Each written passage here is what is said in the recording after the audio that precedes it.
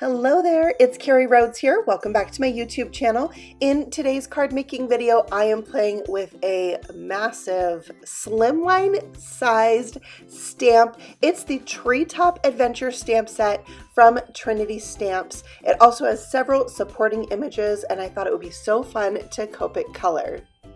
It is so cool. Look at how massive this stamp is. It makes me so happy. It's so cool. So this is going to be the focal point of my slimline card today. I'm stamping it on a long piece of paper, giving myself plenty of room to color it with my Copic markers, as well as about 8 other images from that stamp set. So here's my crazy coloring for this tree. I had this just pop into my head and I thought I would give it a try. So I'm using some squirrely, swirly, scribbly motions to color in the entire treetop, the leafy part of this image, and I'm using YR02, which will be the lightest of my colors, down first, and I was not sure. I was like not sure at this point if this was going to work out, but I just kept going, and that's always my tip for coloring with Copic markers. So this is my mid-tone YR16. I'm doing the same exact thing, but trying to keep the squiggles and the swirls a little bit more loose. It's kind of a spirally curling, like if you were a little kid and you were going to color curly hair on someone. That's the technique here. 4th grade curly hair. That's what we're doing.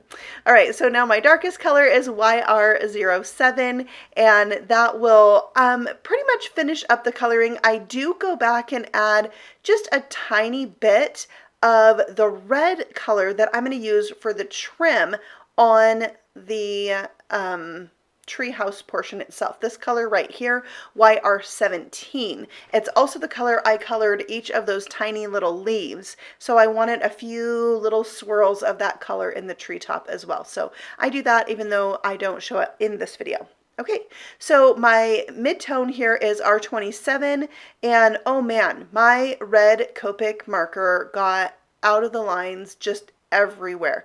Luckily, the color I was coloring under or around that was some dark grays, so I was able to hide some of it and use white gel pen on the other parts. But yeah, sometimes that red just gets out of control, doesn't it? So I started with my T10 marker and made those really soft.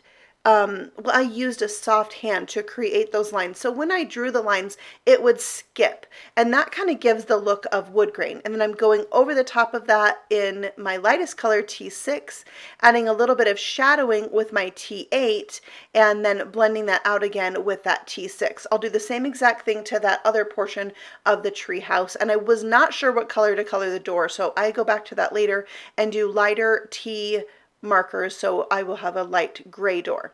Now for the tree, my lightest color is E25, and then I'm coming in with my darkest E59, adding in some shadows, and then I'm also going to use this to add in some texture lines. I decided if I'm going with texture on this treetop and tree house, I might as well just do it everywhere. So I added some more wood grain looking lines with my mid-tone as well, E27, and then added in a little bit more of the T25 just to kind of blend everything out. And I really love how this is coming out, and I'm so happy I just kept going. Now, for the grass, it's fall, and so all the colors are changing. The grass is not green anymore. This is my favorite color combination for like hay and dried grass.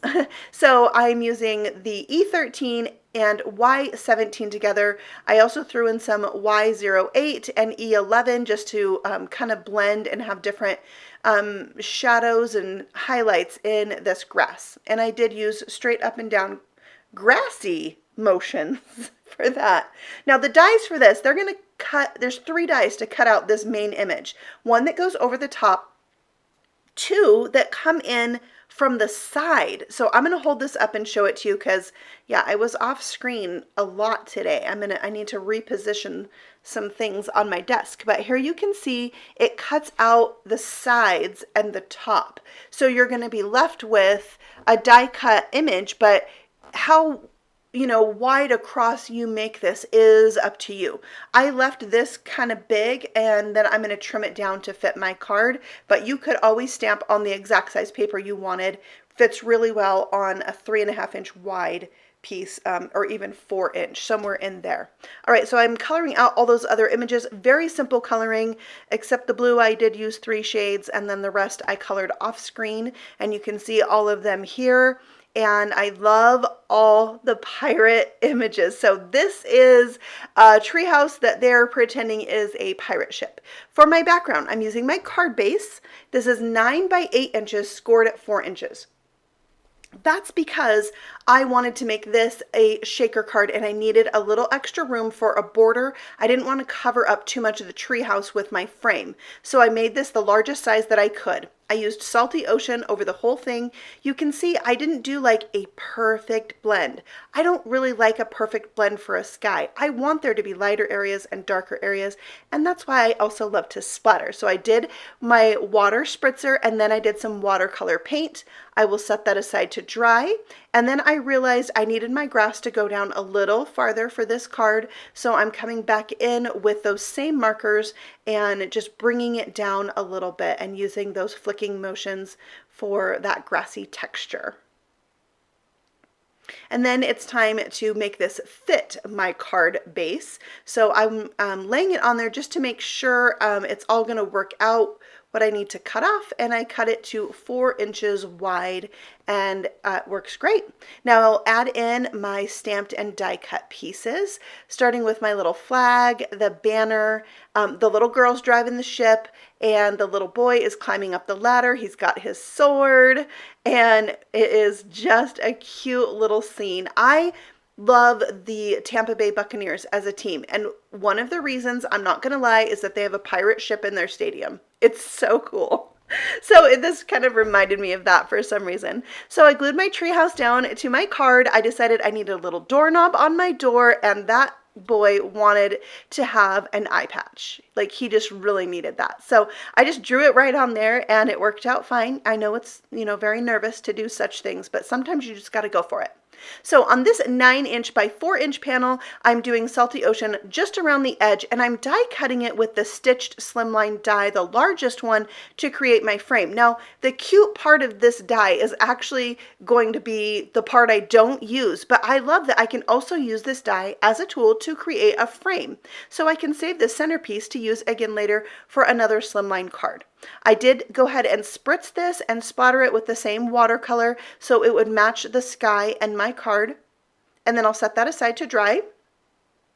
Once it's dry, I'm going to glue on a window sheet that is 9 by 4. I tried to cut it just a hair under 9 inches by 4 inches, so it's a little easier to glue on without it sticking out on one corner that I might have got it crooked on.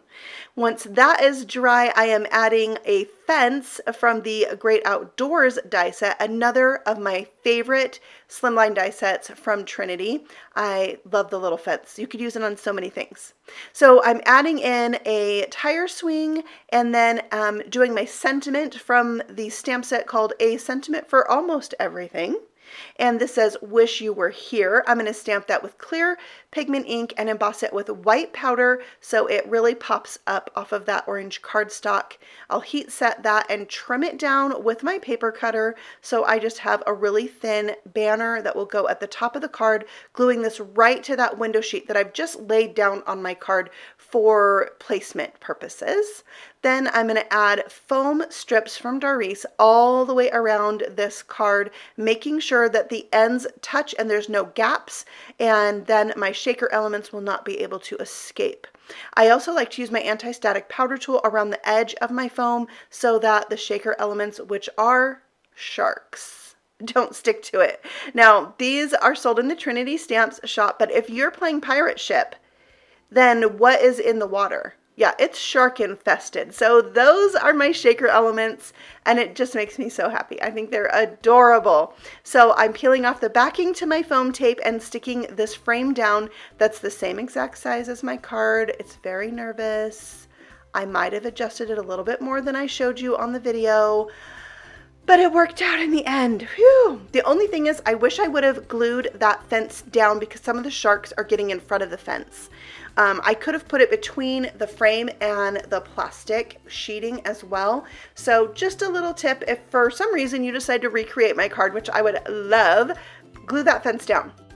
I thank you so much for stopping by. All the things I used for making this card are listed and linked for you below, and I will see you all again very soon with more stamping inspiration.